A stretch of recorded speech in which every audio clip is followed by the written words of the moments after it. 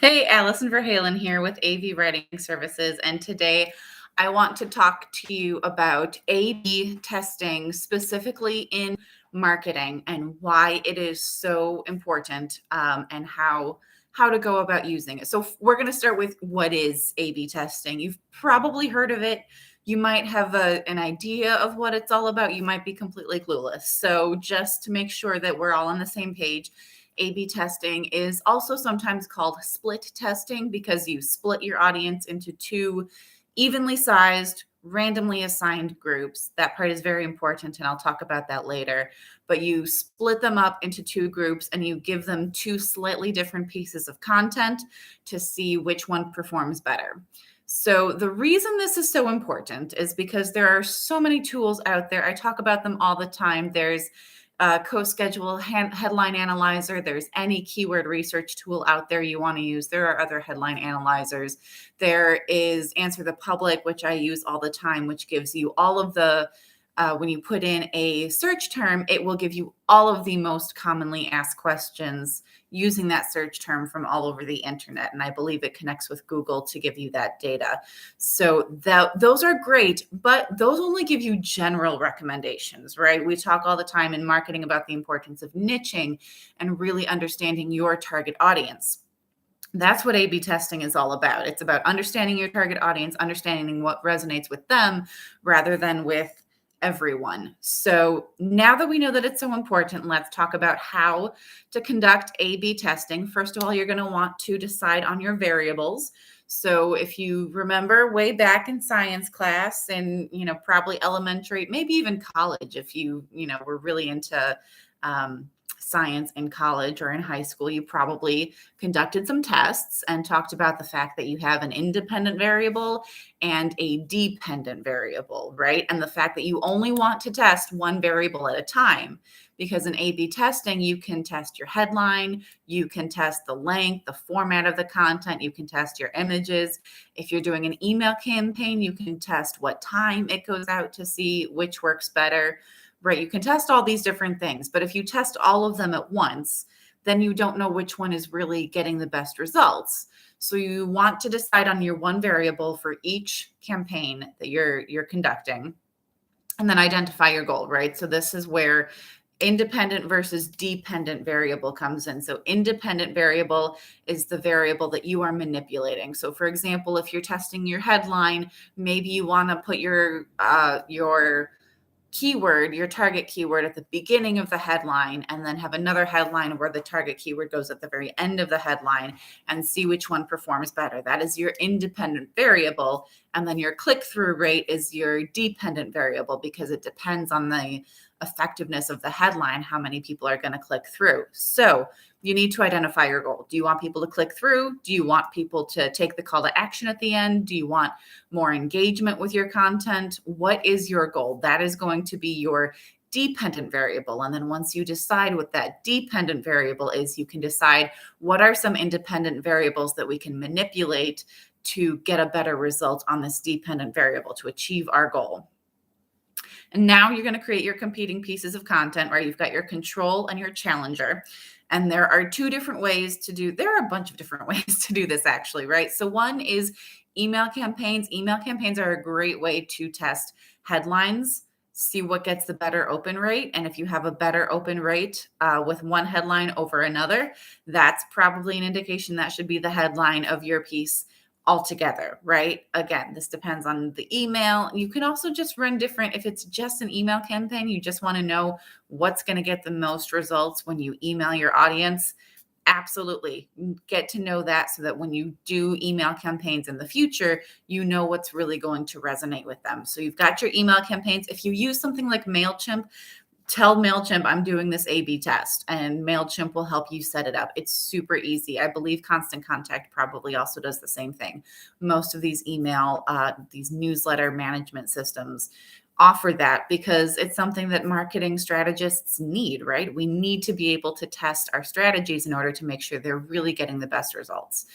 Paid advertising campaigns are another one.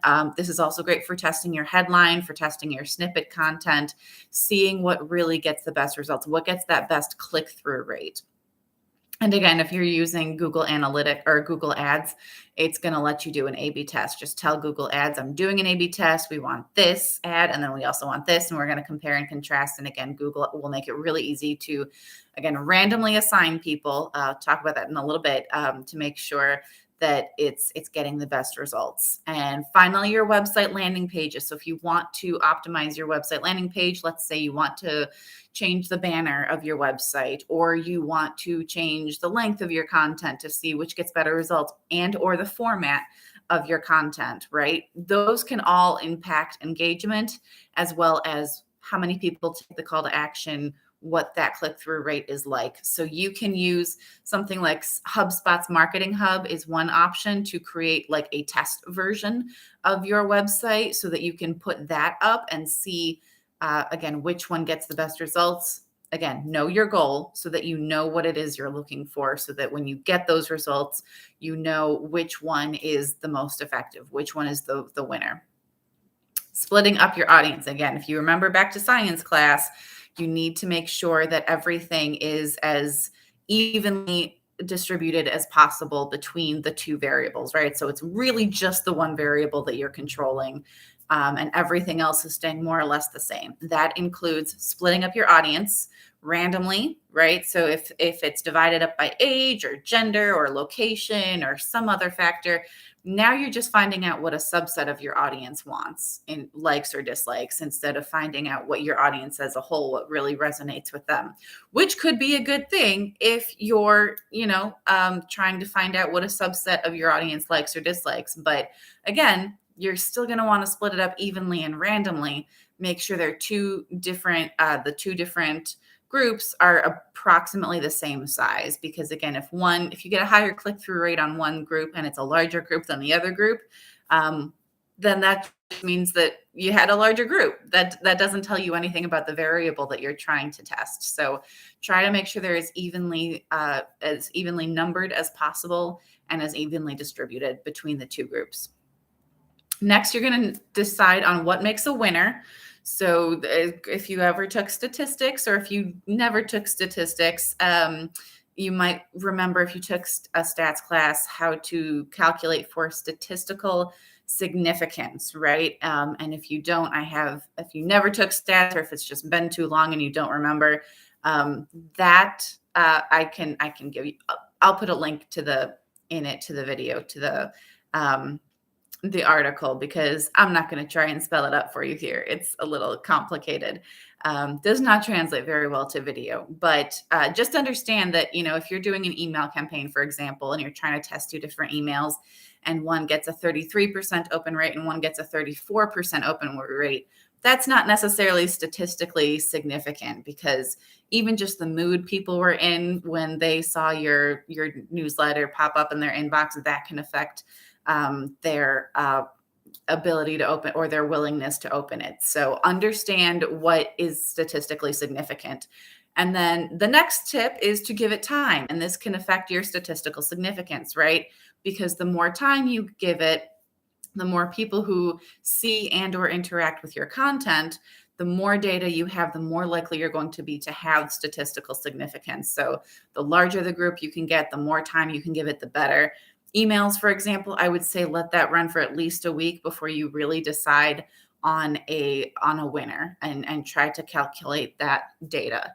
So absolutely make sure that you are giving it enough time. Again, with emails, some people like to save their emails like for the weekend or for another time or a different date that really works well for them. So if they don't open it right away, that could mean that you need to change when you're sending it. But it could also just mean, oh, hey, I got this email from so-and-so. I love this. I'll look at it later. I just don't have time right now.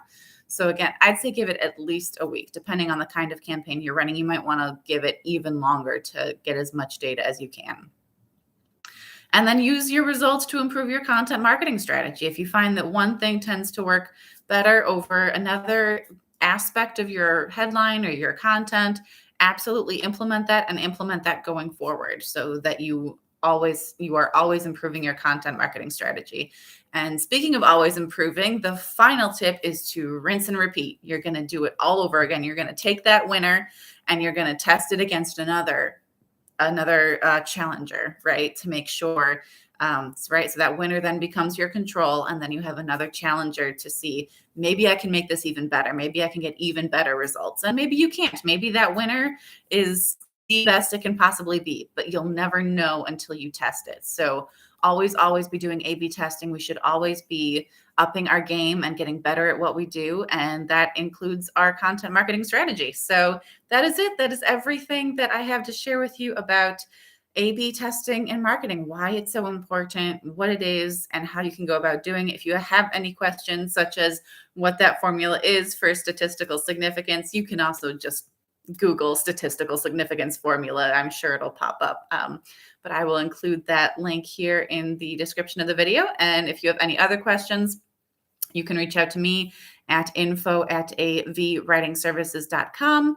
And don't forget that I have a ton of other content just like this at my website at avwritingservices.com. That is it. Have a great week and happy blogging, everyone.